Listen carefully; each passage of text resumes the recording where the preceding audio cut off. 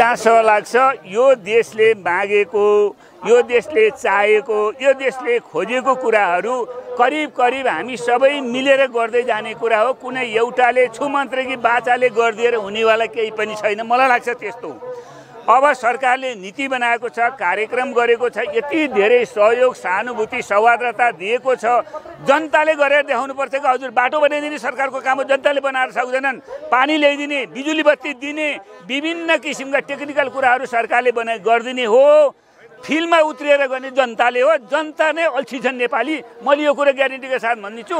खालि अर्काको भरमा बस्ने, अर्काले गरेको कुरालाई रिस गर्ने, आफू केही पनि नगर्ने, यो प्रवृत्ति बढी भएको कारणले गर्दाखेरिमा हाम्रो देशमा यस्तो स्थिति आएको हो। तर मलाई जहाँसम्म लाग्छ हिजो राणा शासन पनि बिहोरियो, पञ्चायती शासन पनि बिहोरियो, अहिले गणतान्त्रिक शासन पनि बिहोरिएको छ। यो शासन भन्छु जनताको शासन हो।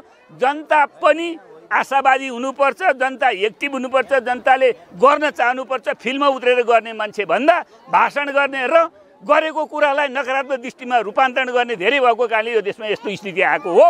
अब राजावादी भएर पनि काम छैन। केही भएर यही नीतिबाट, यही शासनबाट, यही व्यवस्थाबाट अगाडि जान सकिन्छ भन्ने म विश्वस्त छु।